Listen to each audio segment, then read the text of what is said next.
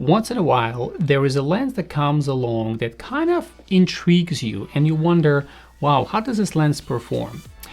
SIRUI just recently released a new lens, the 85mm f1.4, and they reached out to me wondering if I'll be interested in reviewing this lens.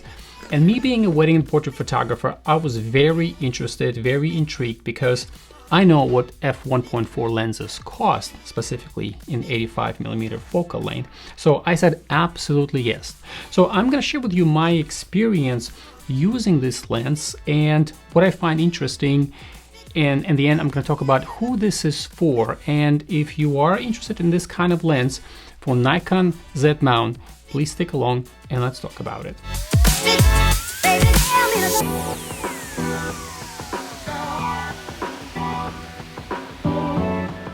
Now, this lens comes in 3 mounts. It comes in E mount for Sony, comes in Z mount for Nikon, and comes also in X mount. Something that Nikon has is for the mirrorless lenses is the f1.2 for in mirrorless system, and it's relatively expensive. It's not a lens that most people would purchase. Now, they have also f1.8 version, which I own. I used it extensively for portraits, for weddings, and I love that lens. But I've always kind of wanted to try something a little bit more, faster lens, more wide open. And, for me, and maybe just like for you, the f1.2 can seem out of reach. And yet, while it is a great lens, there might be some other drawbacks. And when you're buying it, f1.2, you know exactly why you're buying it. If you have purchased one, if you use one, I'd love to hear your experience, what it's like for you to use the Z lens f1.2. But now, so getting back to the f1.4 lens. Something interesting to note is that f1.4 lens is 2/3 of a stop brighter than f1.8, and it's only 1/3 of a stop darker or away from f1.2. So it's actually closer to f1.2 than to f1.8. So let's talk about, just first of all, the experience. And the lens itself. So it comes with a nicely built, if I were to pick up this lens for the first time with my closed eyes, I could see that this would being a Nikon lens. It is well made. It comes with a nice hood here. It clicks very nice in place. I would literally say the build quality for some lenses way exceeds what maybe even Nikon makes. So, and it sits nicely, as you heard, this very nice click, right? So, and that's can be removed. Obviously comes with the lens cap, and this is a 67mm filter, typical lens cap, but again, it sits pretty solid right on it as soon as you put on. Let's talk about the back of this lens. So there is a little rubber gasket right. There's a little rubber gasket right around here, and then also you have the USB-C port, basically, if you're looking to do some updates with a firmware to the lens that comes along. But something that's very unique about this lens has a clickable, declickable aperture. And why this lens is so unique, because it is a perfect companion to Nikon ZF. I've created a number of videos for Nikon ZF. If you're interested to see any of them, you can go to my channel, click through, slide through, and there's a ton of videos about Nikon ZF, and I love this camera. But what's unique about this specific lens is that Nikon ZF has the shutter speed and ISO dials, but what it doesn't have a dial like an older an older Nikon lenses where you have the aperture dial. Well, this lens does. And if you're looking to use it in a sort of a manual mode, and you want to be able to click the, as you can hear, this is nicely rotates. Or you can put it in auto fully. There's an A for auto, and you can use it that way. And if you're looking to use this for video, there's also a click, basically, and now you can rotate it smoothly and you don't hear anything. So that's a nice addition. Has also nice, very smooth focusing ring, really pleasant. Something that's on the hood that you have here is this kind of almost like a rubber, I don't know, like a very firm grip all around, because when you're holding this lens, you don't want to hold it by the focus ring itself when you have a camera attached, but holding it by the hood, it's actually a very nice balance. So I'm kind of glad that SIRUI added that little component right to it. You have the AFL button that can be programmed for different functions within the camera, just like any typical Nikon Z mirrorless lens that has a button there. This one is actually square, it's supposed to be rounded. Again, a nice little addition. And this is for, if I have not mentioned, for full frame cameras, and this is the Aurora, line. I'm not sure. So SIRUI is pretty popular with the cinema lenses, and they've taken that approach and released a full frame lens for photography.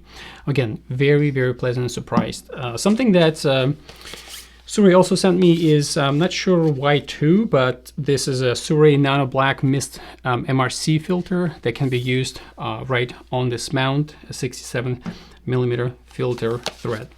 And something that you don't see a lot with Nikon or Canon lenses is the lens comes in this nice little pouch, okay? And this little pouch can be attached to your belt if you need to, right like this. Has a little D-rings that you can put a small strap all around yourself and kind of let it hang. And most of the little bags that I just really put them away. Here's an example. We have these kind of pouches, and honestly, I don't know what to do with it, okay? It really sits most of the time, but this is actually very, very useful compared to like a Nikon or Canon pouches that we get when the lens comes to you. So as far as this lens has weighs 570 grams or 1.3 pounds, and making this lens compact and light for if you want to use it like on Nikon Z9, which records me right now. The front glass has a fluoride coating to repel water and oils. The filter thread, as I mentioned earlier, is 67mm and comes with a typical lens hood. Now, as far as the competition goes for these lenses, the f1.4 can be pretty expensive, and up to this point we've only had Sony maybe or Canon that manufacture. Now we have other third-party camera manufacturers or lens manufacturers that produce this lens with f1.4 at the 85mm focal length. But if you're looking at the kind of a competition right now, is Zeiss just released a lens of similar, and it's nearly $3,000, which is like the most expensive on the list that I had a chance to briefly look at. And then Sony has the 85mm f1.4, and it's $1,800. This is their GM2 version. Sigma has the same lens at about $1,000, just a little bit over. And then Samyang, kind of a very similar at $599. Now SIRUI is kind of really at the bottom when it comes to cost, basically at $499. I think initial price was $599. And the least expensive that I could find, at least at this time, is Mikey, made by Mikey. I don't know much about the camera lens manufacturer. Don't really hear much about it even online, and it comes at $446. So literally at $500, that this lens is only one of a third stop, not as bright as at f1.2. I think it's pretty astonishing, right? So now let's talk about the image quality, because I think this is why you're here and what you might be interested. So in my experience, this is not the sharpest lens on the market. But again, if you're using this for portraits, if you're using it for events, you don't have to have the sharpest lens. This lens has a nice fall off. It brings character, sort of like a closer to the older lenses that we have experienced. It gives a little bit of a vintage feel, but yet it does have this kind of a modern look. The focusing distance is 0.85 meters. And keep in mind, this is a portraiture lens. This is not something for you to use for macro photography. The chromatic aberration is very minimal and not even much noticeable, I would say. Okay, I took this lens over down to New York City for the holidays, and I used it on Nikon ZF. And boy, oh boy, how beautiful everything renders, especially at nighttime in New York City. You know, this lens does not feature lens stabilization like maybe some Nikon or Canon lenses or Sony lenses that you would find. But when you're using it for portraiture, you know what, at f1.4, it's not that critical because the f1.4 helps a lot for you to be able to bring additional light. So no lens stabilization in this lens. So let's talk a little bit about bokeh and some of the images that we see here. At f1.4, this lens has, you know, in the center, those are nice rounded bokeh balls. When you're out on the edges, you will see a little bit more of those football shapes, and it's probably okay for most people. Some people completely hate it. Some people perfectly fine with it.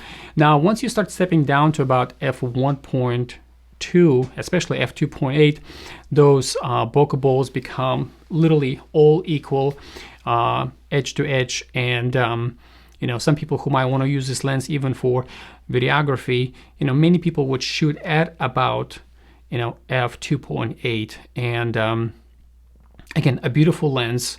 I really appreciate what SIRUI has done with it. Give me an opportunity to just really find and communicate to you what I find value in.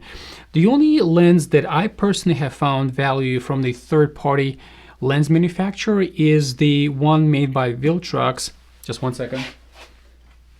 It's this one up here, Viltrox. 27mm. Now this is made for crop sensor cameras, but can be used on full frame as well, which makes it closer to be about 40mm. And this is at f1.2. Very, very bright lens.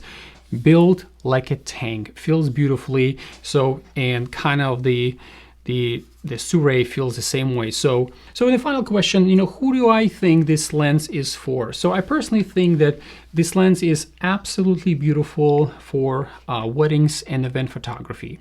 If you are someone who shoots with prime lenses only, and you know, you kind of like the combination of the 35mm f1.8, f1.4, and then 85, but you know, 85 1.8 is kind of like, you know, a typical lens, and you're looking something a little bit more with the character, and f1.2 is way out of reach for you. The f1.4 by SIRUI is going to be a perfect addition for you. And again, it's, you know, $500. It is significantly less than Nikon version of f1.2.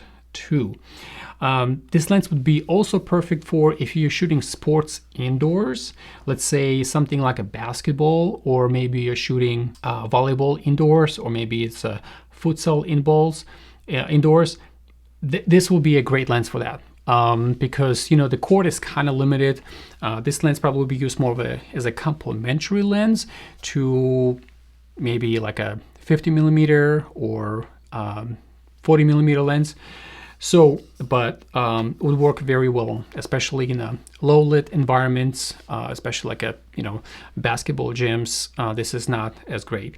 And I would say street photography. If you like the 85mm focal length and you want to be able to experiment, you want to try, you will not be disappointed, okay? I do have an 85mm by Nikon Z lens 1.8, and let me know in the comments below if you want me to maybe create a comparison between those two lenses, because this one is 2/3 of a stop brighter than f1.8. I'll be happy to do that.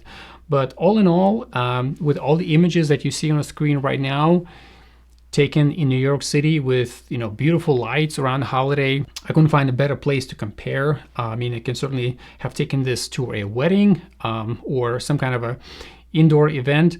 I haven't had a chance to photograph that at the time, but as you can see, the images are absolutely stunning. And if you are into bokeh balls and you like that, it's your thing, I think you'll be very pleasantly surprised with this lens.